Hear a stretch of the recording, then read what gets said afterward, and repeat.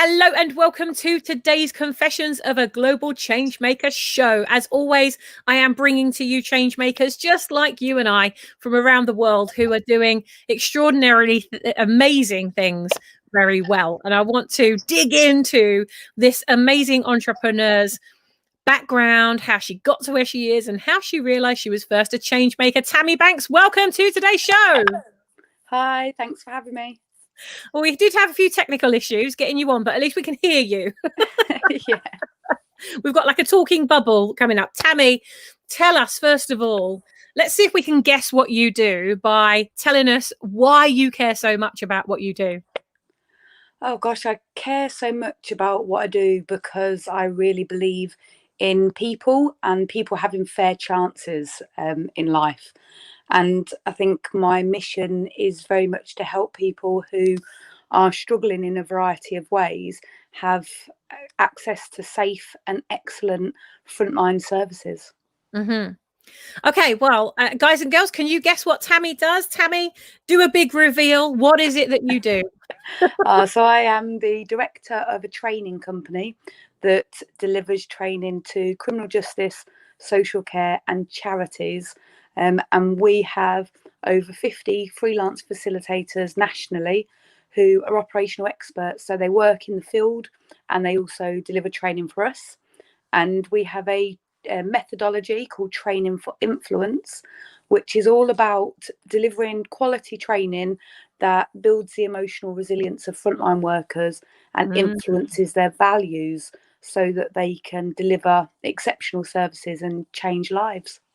Amazing. I mean, that's very niche, isn't it? How did you pick that niche? How did you fall into what you're doing? Did you fall into it? Was it really planned to go the way you did? Well, to be fair, it's a little bit of a life story. So if anybody's interested, they're welcome to go and onto YouTube and listen to my Tedx, which is Okay. why kindness makes all the difference. And what that does is it tells a little bit of my origin story, which basically is that I was a child suffering abuse and neglect. I lived 4 years street homeless. And then because of one frontline worker, managed to start changing my life, ended up at university, studied forensic psychology, worked in the sector for the last 20 years. And now I'm working with people to help them be the best that they can be so we can make a bigger difference in society. Wow. I mean, would you say that you realized you were a change maker later in life, or did you actually realize you were a change maker a lot younger? If I'm honest, it was around the time when I was young, a teenager, 14 to 18, and living homeless, that I realised that you either had to accept your lot or you had to be a change maker.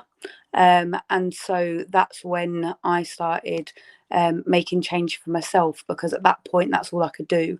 And I think it's as you go through life, you then recognise and have the ability to also help other people as well. But I think it has to start with yourself. And I was lucky that when I needed it, there was somebody there working in frontline services to kind of show me the way. Yeah. Yes. Well, I mean, we have these earth angels that come along, and somebody came along for you, and now you're the earth angel to many others. Now, Tammy has just been part of an incredible project that we're both involved in, which is a book that you might have seen we launched it. We just released it literally last week, called Pivot and Grow.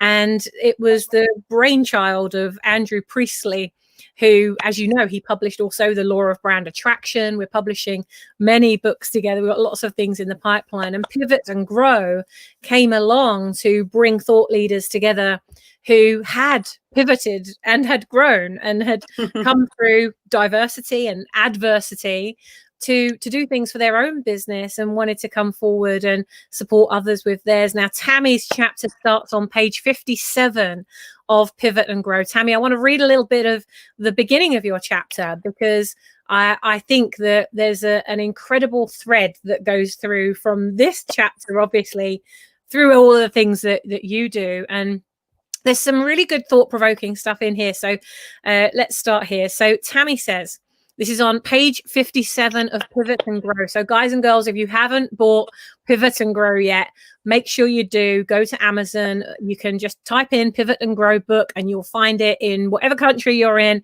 and you'll find it, so you can go download it. So Tammy says, the term pivot has become popular since the pandemic. Maybe because we were all on the same, and I love this word you called it, Corona coaster. Give us a hashtag Corona coaster, those of you that are tuning in right now. We're all on the same Corona coaster, pivoting at the same time. But what I've learned over the years is that life is a series of pivots. There are always defining moments in everyone's life where you have an opportunity to continue as you are, or to need to pivot and grow to survive. Like, how many of you are feeling that sense of that need, that urgency, that desire to pivot and survive? These are forks in the road. One path means stagnation, which I think actually many of us were experiencing before this Corona coaster, and being left behind. It means nothing ever changes. Many people choose this path, but really it's a life of survival at best. The other path means evolving and adapting to thrive. It means embracing the opportunities that come your way, even if inside you feel afraid and unsure about whether you can rise to the challenge. It sets you on the path to success. Now, Tammy, this book was planned many months ago, and now we're going into this second wave of lockdown. So this book literally has come out the week of lockdown. What would you say is, what would, over this last like 9 months that we've already been through this Corona coaster, I love that word, I'm just going to use that now. We've been through that and we're thriving and surviving. Many people aren't, though. Some people are struggling going into this second lockdown. You say if inside you feel afraid and unsure about whether you can rise to the challenge. So what would you say to those people that are afraid and unsure about rising to the challenge? I mean, you've obviously been through a lot of challenges yourself. What was the best piece of advice or the best learning that you got that enabled you to pivot? I guess, Sammy, that's a very kind of big, small question. But I guess for me, it's a couple of different things. So one of the first things is really remembering what's important to you. And focusing on what's important to you and what you can control within that as well. We can get really tied up in kind of wider activities that we can't control whatsoever, and that can distract us from what's right in front of us and what's really actually important to us. So I think it's be really clear about what's important to you and focus on that. And then the other thing is don't be too hard on yourself. Do you know, small steps are still steps, and actually steps in the same place are still steps. Do you know? And so don't be too hard on yourself. And that's why I call it a Corona coaster, because for me, back in March, our business, so Taye Training, which was doing exceptionally well, was being threatened because we are a face-to-face training company. And so in March, I had this period of time where I really worried for the business and for the people's livelihoods, and also for the people who we delivered to, because I believe that we deliver life-changing training. And so I spent 4 months kind of working 20 hours a day, doing nothing but trying to save the business. And my children were in the same house as me because they were off school, and I barely saw them and I barely slept, and I had to really focus on the business. And then we got to a point, fortunately, where we hit level ground, where we were back where we had been just prior to COVID.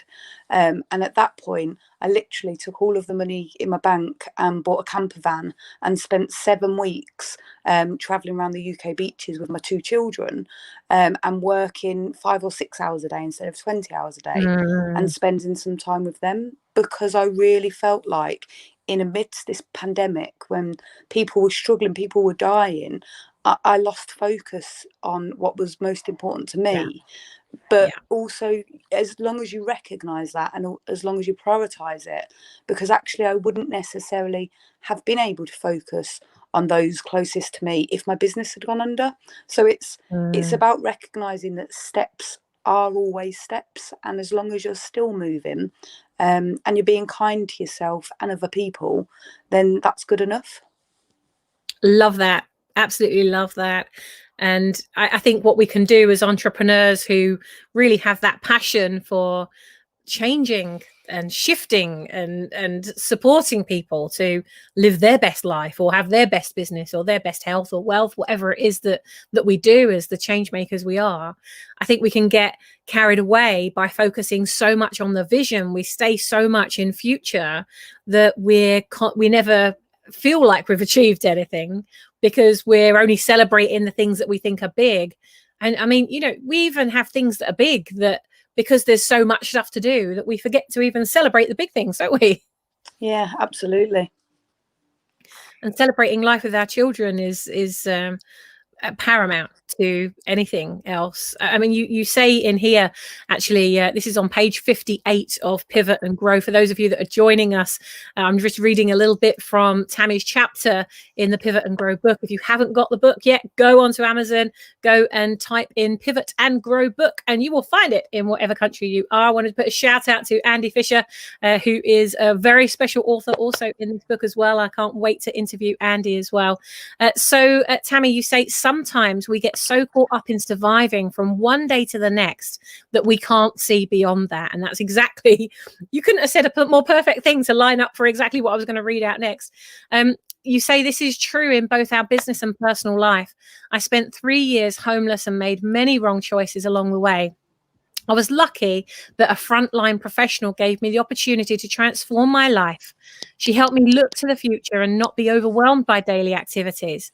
I wouldn't want to experience this time in my life again, but equally, I wouldn't want to change it. It's part of who I am, and to wish it away would mean wishing I was a different person.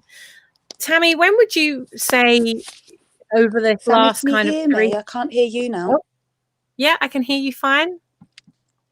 Can everybody hear Tammy? Can you give us a thumbs up if you can hear Tammy? That'd Sorry, be cool. Sammy, I can't hear you. I don't know. Nothing's changed. I can hear clicking. I can hear clicking going on your end. Okay. Well, while Tammy gets her sound back, I will continue reading the chapter. But there's a lot of shifting, and so I'm just going to mute you, Tammy, while you find your sound, because we can hear you completely. So, okay, I'm going to keep reading. So Tammy says, it's perhaps not surprising that I chose to work in the criminal justice and social care sector on leaving university. I was drawn to working with homeless people in prison, and charitable organizations. I was driven and passionate about helping people to escape from the cycle of harm and abuse so that they could live fulfilling lives. I took on the most challenging cases and worked with them to help them to transform their lives. And I worked my way up into management roles and eventually became the CEO of a charity working to prevent sexual abuse. I mean, that's quite a history that you've got going on there, Tammy. Let's unmute and just see if... Okay, so it sounds like she's going to be joining on a different device. Tammy, can you hear us yet? Okay, Tammy's still not there. I'm going to keep reading. But before I just keep reading there, I just want to ask you, those of you that are watching, that are tuning in, that are either watching or listening from wherever you are, we're going live across quite a few channels right now, is to find out what has been the thing that you are most proud of. What did you learn most about yourself through COVID coaster, did she say? What have you learned most about yourself during this time? And what's the thing that you're most proud of? I would love to know that from you. It looks like Tammy's gone. She's going to come back on another device. Because, we go through the most challenging situations, don't we? And we always think that that's the worst thing at the time. And then we come through it, and then we look back on it and go, oh, God, do you remember when? And then we go through another worse time, and it couldn't be worse. It feels like the world is ending, and then we come through that. I think that we're doing really good now because we can actually see Tammy as well. Let's welcome Tammy back to the screen. Hey! Hey! Brilliant. We can see you as well now. It was brilliant. Having a few techie gremlin issues at the beginning there. So Tammy, tell us, I've asked the viewers and the listeners to also share this with us as well. I'd love to know, over this Corona coaster, I think it was you called it. Yeah. What have you most learned about yourself, and what is the thing you're most proud of?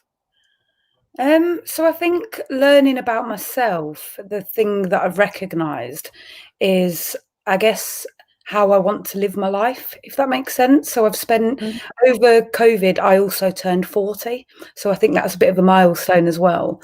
And I think what the time at home and not rushing around as much has done is kind of make me recognise, I guess, what is important to me. And that was what the whole camper van trip was about, and also really made me recognise and focus on my successes, whereas I'm quite good at recognising who realistically they are, they've lost their homes, people have lost their jobs, people are losing things every day.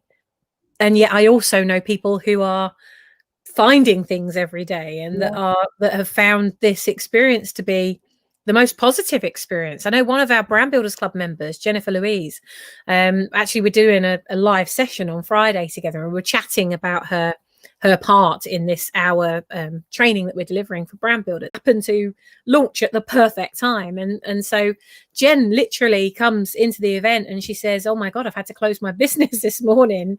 How do I start another one?" And so we're literally starting this online business from scratch that morning. So she relentlessly followed the program, and every day, literally, we were in contact every day. I ran training every single day for like 5 months into Brand Builders Club. Didn't stop. We just kept going, growing business, starting business, doing everything that we could to make sure that everybody was successful. Because people were saying to me, "Sammy, how's your business going?" I said, "I'm not even thinking about my business, because if my Brand Builders Club members don't have a business, I don't have a business. So I'm just focusing on them." So that's what we did. That's like me with the facilitators. Yeah, exactly. You just got to keep. If you stop growing, then like everybody stops growing, right? So we just put our focus on that. So Jen comes out of the other side, and by the time she launches or by the time she opens her salon again, I think that was about August that she could open again. So that was March, April, May, June. Yeah, so that was a good like 5-6 months that she was closed. So she started this other business. She had over 1,000 members within the first 30 days going through this new process that we came up with. She really grew it. Then she has to open the doors on her salon again. So now she's got this other problem. So she's got this online business that's really taken off, and she's got this physical business that she loves, that she wanted to keep all of her staff still in business, and like she worked really hard to make sure that even though they couldn't work, she was still making sure she paid the bills and everything, and she worked her tail off. So anyway, she goes back, she manages the salon, and now we go into the second lockdown. And so she said how we used our CRM. She said the first time when we were in London and she had to close her business, she said she was sideswiped. This time, because she'd created a CRM, and because she'd built a whole membership, and because she'd focused on nurturing her list, she sent one message out to all of her clients and did over £7,000 worth of business in 24 hours, literally 2 days ago, because she pressed one button on her CRM and got that message out. So they packed out, fully booked. And she's now paid all of the bills. She can pay the staff's wages. She's got everything she needs for this month that we're now in lockdown. So it just goes to show that you literally can pivot, but you can't just make a decision and then pray that it's going to happen. Those things do help, but you've got to take the action as well to get the traction that you want. We had way back done that. Yeah, absolutely. And way back at when lockdown first happened, when we went into panic mode and wondered what was going to happen to our business, those 4 months, although they were really difficult, a lot of hard work went into them. We worked and focused really hard on adapting our training to be able to deliver using live online methods, so using Zoom and Teams and webinars and things like that. But what was complicated was we have a really high bar with our methodology, and so we have really high standards that need to be met with regards to engagement and learning styles. And so we had to work really quite intensively. I had a book that I'd written on the methodology. So I wrote a book that follows a methodology training for influence called Transform Your Training. And I'd written that and submitted it to the publishers, and it was due to be published on the 1st of June. And when obviously all of this crisis happened, and I contacted the publisher and said, please hold back the book. And it was a little bit like you were saying with this lady in her hairdressers. It was quite serendipitous, because I've ended up writing an extra chapter to the book, which is how to apply the methodology to live online training. And then the book was published only last Wednesday and immediately hit Amazon bestseller. And it was like, hang on a minute, that was never supposed to happen. Right. And in some ways, there are lots of devastation within lockdown for me personally and for connections, but equally there's opportunity to learn and grow as well, I think. Yeah, definitely. Well, I mean, your chapter in Pivot and Grow is called To Pivot and Grow is to Succeed in Life and Business. What made you choose that chapter? I think mainly because I've heard the term pivot so much over COVID. Yet it's a term I've always used. And so when Andrew invited me to be part of the book, and he said, right from the heart, I first of all, I sat down and started writing about adapting the training. And it was quite a kind of textbook feel chapter, really. I sat down and actually, this was how we took the training from what it was and adapted it to be online. And I realised that I was writing a similar chapter to the additional chapter in my Transform Your Training book. And so I kind of stopped, gave myself a couple of days, reflected, and thought, no, that's not what I want to share. Actually, it's bigger than that. And it's succeeding, pivoting in your business is only one element of pivoting. Actually, it is really life is that series of pivots.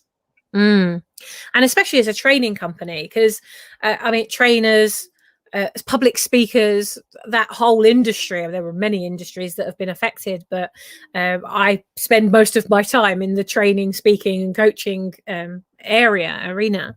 So a lot of the people that I knew, they were hit with that. Their speaking gigs were cancelled and trainings were cancelled, and you're a training company. How did it hit you? What was and I mean, it must have felt really, really scary as you were faced with all of that as well. How did your emotional wellness, how did you deal with that? So a couple of things. I guess the first thing, on March the 23rd, I remember really keenly sitting on the wall outside my daughter's school and just with my head in my hands crying, just like, oh gosh, that real overwhelm. Yeah. And I was fortunate. Now I look back, I was fortunate in the fact that I'd had 2 weeks notice. So I'm fortunate, unfortunate, depending on how you look at it, but I'm on the Committee on Standards in Parliament. So I spend my Tuesdays assessing and adjudicating complaints made about MPs. So you must be really busy right now. Well, there's 14 of us on the committee. There's 7 lay members and 7 MPs, and it's a little bit like kind of judge and jury when the complaints come and the investigations happen and things. So 2 weeks prior to lockdown, I was aware that even though, because I'm based a couple of 100 miles from London, usually I travel down every Tuesday. And I'd been asking for years to be able to join the meetings virtually. And I was told that it wasn't possible because of confidentiality, which I completely accepted. But then 2 weeks prior to lockdown, we all got the technology to be able to meet virtually. And so although nothing was officially confirmed, from the context of life at the time, it was very clear to me what was going to happen. And so those 2 weeks are when my mental well-being really struggled. Those 2 weeks are the time when I spent a good few days kind of curled up in bed thinking, oh my gosh, by the time I'd got to March 23rd, yes, the tears were flowing, but also the determination to get through this was there. And what I noticed was that lots of my really esteemed colleagues and friends, they had that 2-week crash from the 23rd onwards. So it kind of gave me a little bit of a head start with regard to getting up and adapting. Interestingly, from the kind of, and that's why I say Corona coaster, we found on March the 23rd, we just had a flurry for a fortnight. We had this huge flurry of cancellations, and that was when the panic set in. And then we just took a little bit of a shot in the dark and invested our time and money to adapt all of our training sessions to online.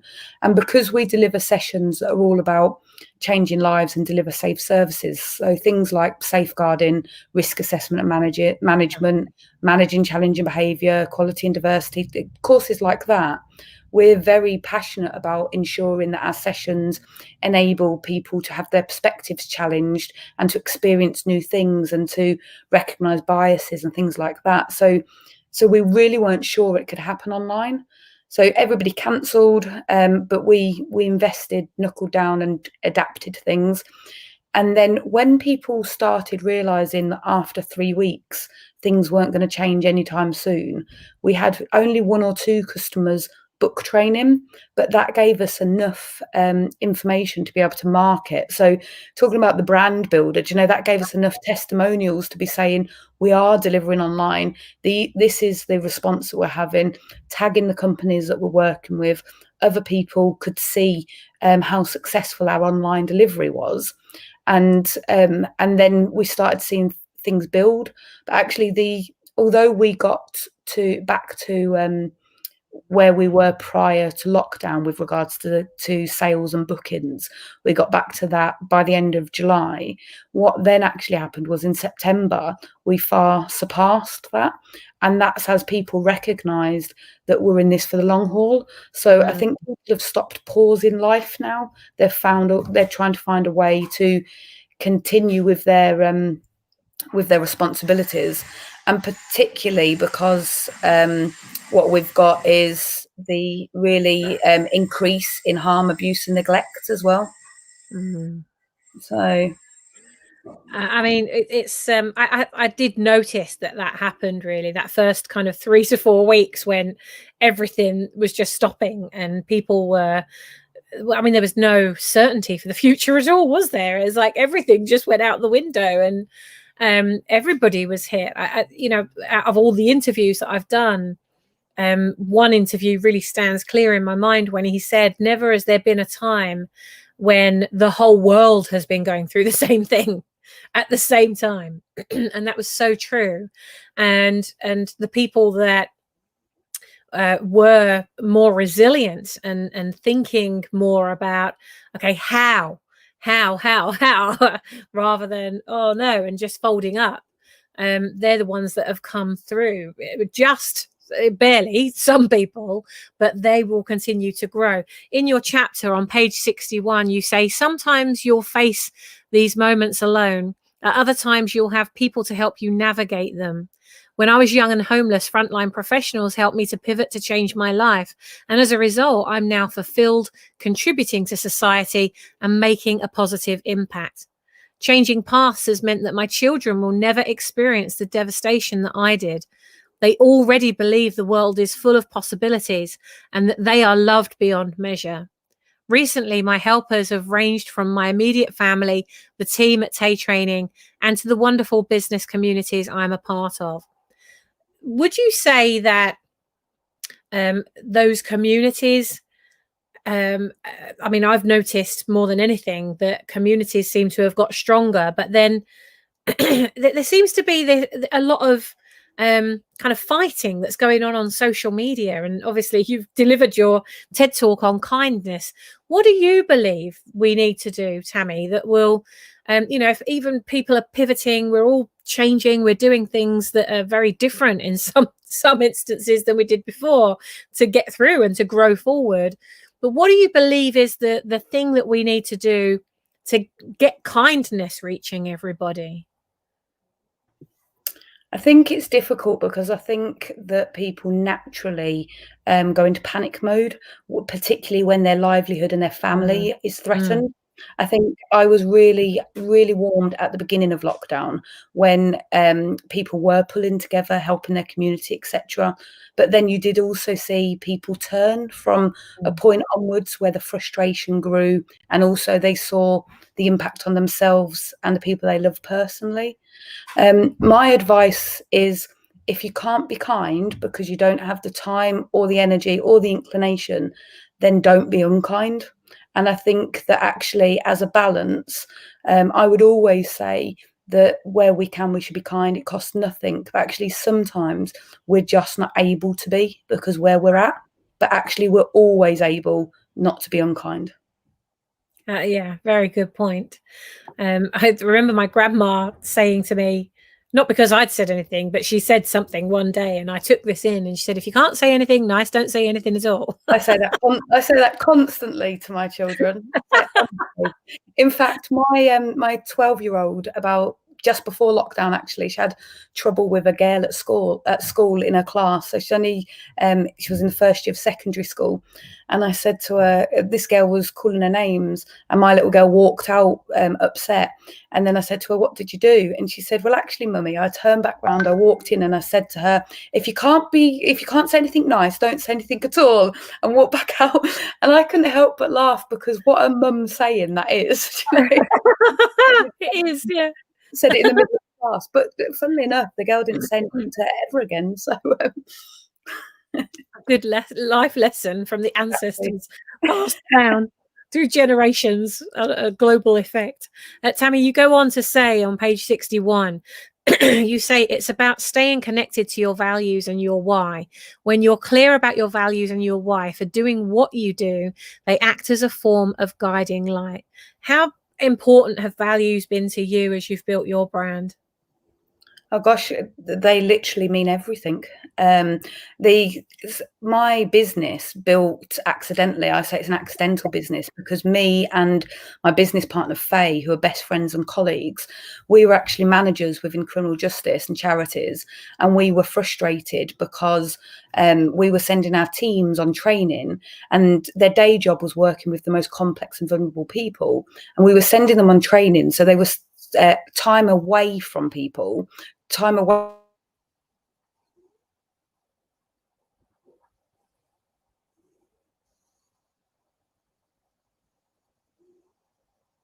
I don't know if that's me or you. Tammy, can you hear me?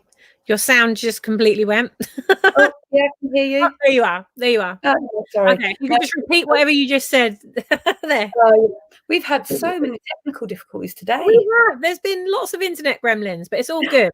I love technology and technology loves me. Everybody give us a little hashtag. I love technology and technology loves me.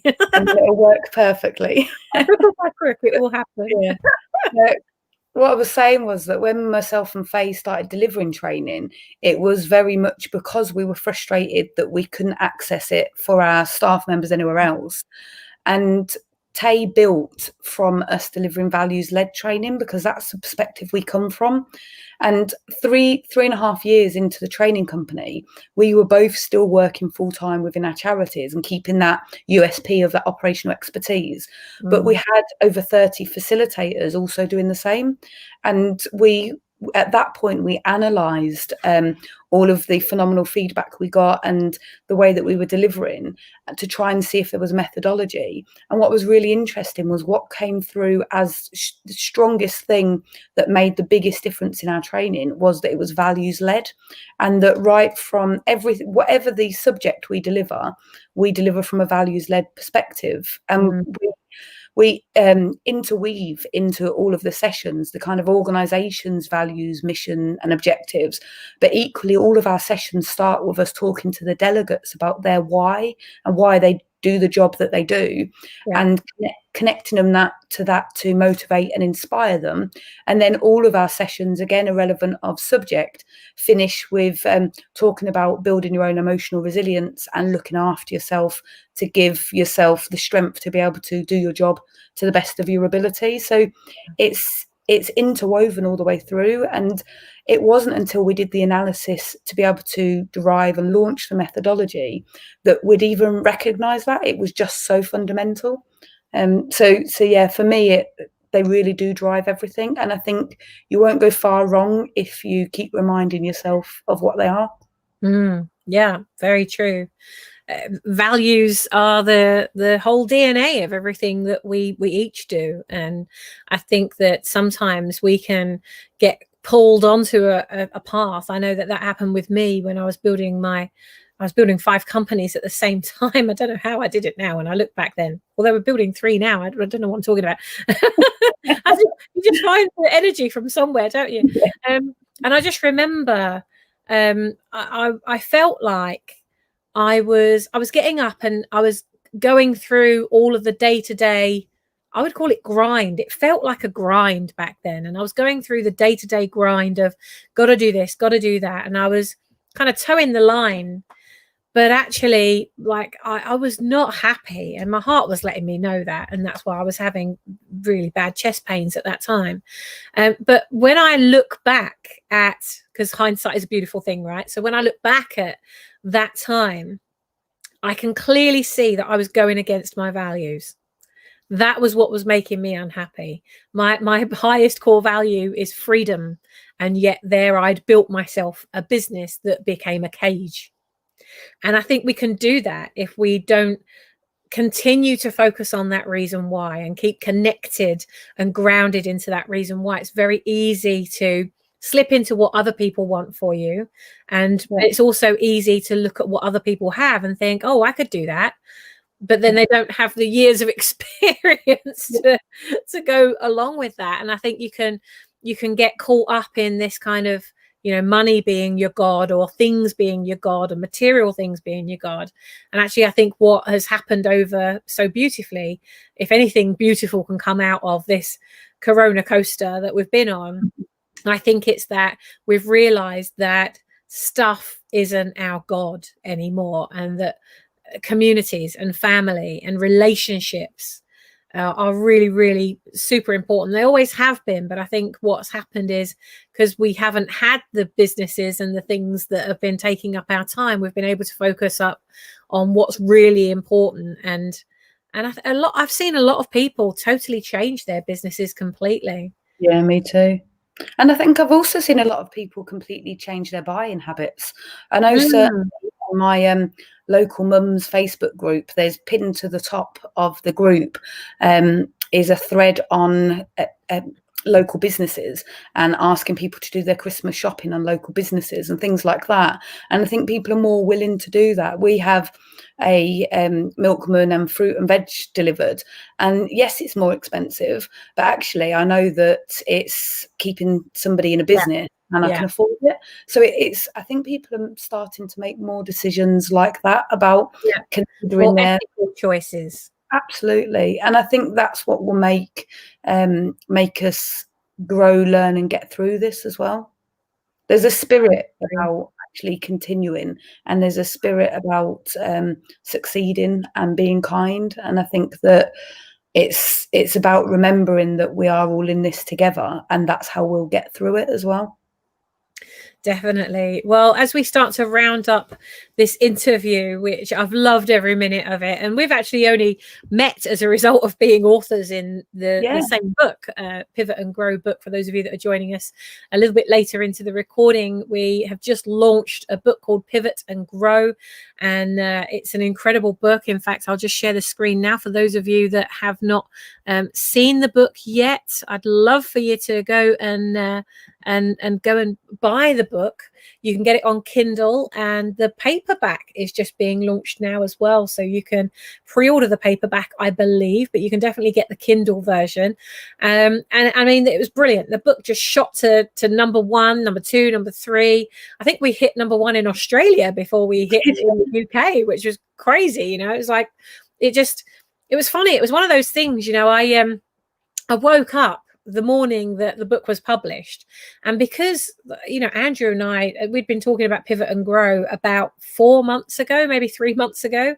So I wrote my chapter all that time ago, And then I forgot about it because we've been launching a lot of other things as well. And actually, at the time that I wrote my chapter for this book, we were just launching the 7-Step Brand Kickstarter, and I'd just holed myself up for a month and just worked on turning that into an online course, because it's already a bit of an online course for our brand builders, but I go through it physically with them, and I needed to create something that somebody could go through on their own at home to create all their brand positioning, but without me being a physical part of the process. And so he asked me to do this chapter at that time. So there I am, and I'm like, oh God, I'm right up against it. But I actually wrote some of my best writing for this piece. I wrote it completely from scratch. And then I got back on with my course. And so last week, all of this commotion starts happening around Pivot and Grow. And I was like, shit, we've launched the book. And I went into my husband, Greg, and I said, oh, guess what? We published Pivot and Grow, and it's already #1 in Australia. And he said, I didn't even know that you published a book because you wrote it so long ago. And it was just one of those things where, as you said at the very beginning of today's show, we can get so caught up with the day-to-day stuff that we forget about some of the big things we're doing, and we miss them completely, and we just go, brilliant, published another book, next. We forget, actually, this is a really big deal. Yeah, absolutely. And I'm very, very proud of it. And Tammy, just before we go, what would your confession be? Because we've talked about so many things today, but this is the confessions of a global changemaker show. So let's dig in just as we start to wrap up to your confession. What would you say to other business owners who might be going through some of the things that you've been through? What would your advice be to them? So I guess my confession probably is that I don't always believe in myself. So from an outward perspective, people, I sat and cried when my book was published, and with the realization that it had actually happened, everybody else was celebrating around me, and I was kind of a bit like, oof, this is a bit much. So I think that whole imposter syndrome element, I think everybody has it, and I have my good days and my bad days, but actually externally it looks like 95% are my good days, but actually really I'm just very good at showing more of my good side than my struggling side. So I think from an imposter syndrome perspective, I'm probably more 50-50. I really do. Some days I'm like, this is amazing. I can't believe that we're on this journey. We're making this difference. We're getting the feedback from the different courses we're doing and the lives we're changing.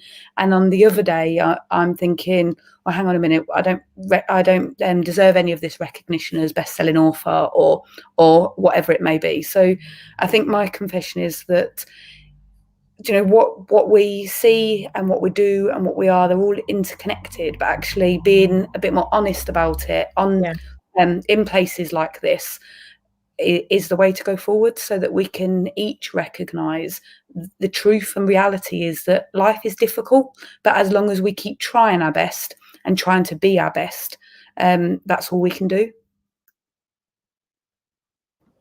Yeah, and I think that we must give ourselves way more credit than we do. Tammy, thank you so much for showing up for us, for showing up for yourself, first of all, for being that one drop for yourself. You were that one drop which created the ripple, which created a company, which created more ripples. And now every life that you touch becomes another ripple. So congratulations, my friend, on doing that and coming through everything that you have to be where you are now, because God, obviously, the universe, whoever we believe in, has a plan for you. And that wasn't to stay homeless. It wasn't to stay where you were. It was to pivot and grow and to become the beautiful entrepreneur that you are now. I do certainly feel very fortunate. I'm surrounded by people who I love and who love me. So it's not much more that I could ask for. Absolutely. Well, guys and girls, if you've enjoyed today's show, please let other people know about Tammy's story. Give us a little like, give us a share, tag some people into who that you might know that could be going through some of the challenges that we've discussed in today's show. Tammy Irving, hello. Good to see you. Thank you for joining in today's show. And we'll look forward to seeing you. I think we're back on Thursday. We're doing Tuesdays and Thursdays now every week. So we'll be back on Thursday for the next Confessions of a Global Changemaker show. Tammy, thank you once again for being here and for sharing your heart. And guys and girls, go and watch Tammy's TED Talk on YouTube. I've put the link into the description with this video. So go ahead, go watch it. I'm going to go watch it now and I'm going to enjoy it. And thank you for being a change maker and for just being you and being true to who you are. So take care, guys and girls. Have an amazing day. We'll look forward to seeing you again on the next show. Keep the comments going in the How to Build a Brand group as well. I put a little special post in there a few days ago asking you to share in 5 words or less. What is it you do? And we've had over 100 comments. So if you haven't got into the How to Build a Brand group yet, or if you haven't joined the How to Build a Brand group, go across, join that and come in and join the conversation, because you never know who's watching that thread who could need exactly what you provide. So take care, have fun, be happy, be that one drop you wish to see in the world. And I'll look forward to watching you make your ripples as we go. Take care. Take care, Sam. Thank you for inviting me. Bye. Bye.